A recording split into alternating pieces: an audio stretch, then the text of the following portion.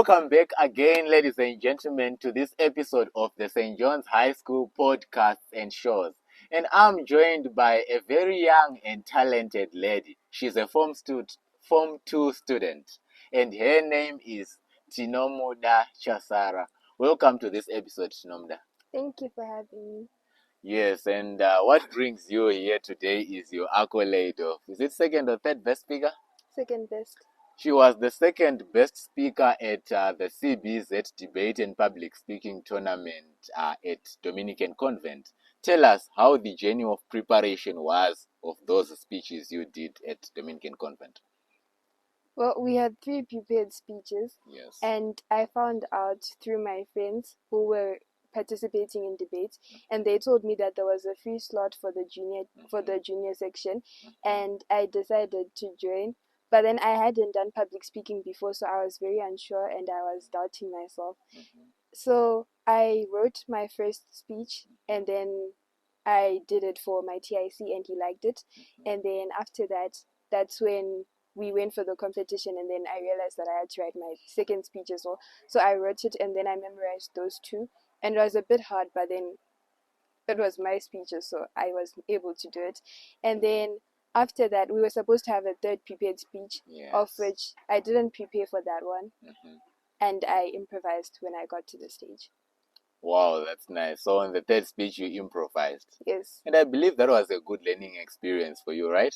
Yes, it was. Yes, and that being said, how did you feel after you had done, I don't know, whether round 1 and round 2 of your speeches? Did you feel like that sense of accomplishment that I must be one of those who are getting an award for these speeches? No. When I did my first speech, I was very unhappy because I knew I could have done better, but then I was doubting myself. So when I did my first speech, at the end of my first speech, I felt like I had missed some lines, and I also felt the same way for my second speech, of which my second speech was impromptu, so I wasn't that worried because no one was prepared. And then my third speech, which was also prepared, I didn't like it. But then after that, I made it to the third round, and that gave me confidence. But then I hadn't prepared a speech for that one because I didn't think I would get into the round. But then when I performed my speech, I saw the judges really loved it, and I was confident. And then my last speech was my favorite speech. It was an impromptu speech, and I think that the judges really loved that, and I loved the way that I was able to mold the topic. Wow, a great thing about this lady here is that she managed to impress the judges, ladies and gentlemen. And yeah, they were shaking their heads and they were, wow, this is a very confident girl. So, Tino, that being said, how did you then feel when you saw your name being mentioned as the second best speaker? Well, at first they were announcing 5 best speakers in the category. So when they got to the high school section, that's when they say that they are no longer announcing from 5th place to 1st place. Yes. They are now just announcing from 3rd place now. And the first thing that I thought of was my chances of even going up that stage were over, because I thought that just to draw you back. So you now doubted yourself that if it's now starting from the top 3, I don't think I'm gonna be there. Yes. Oh. So I just prayed that at least like I'd be third, and then they called out third position, and then they called out the name that they called out wasn't mine. So I thought that it was over.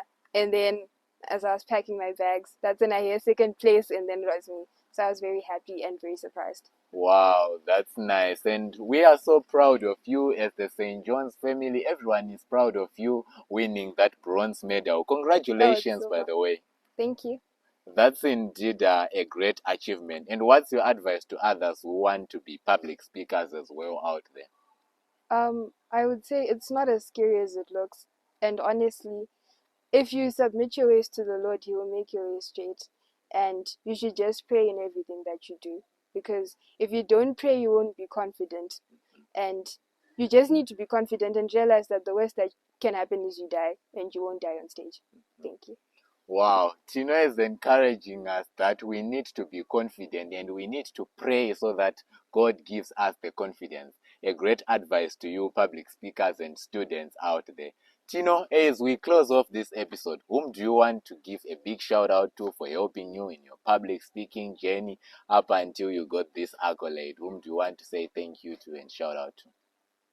I would like to thank My friends, my sister, my parents, my coach, and the seniors at my school for encouraging me to go, and like everyone else who I participated in the competition with, because the people they were very friendly and helpful in preparing my last speech, which I wasn't prepared for.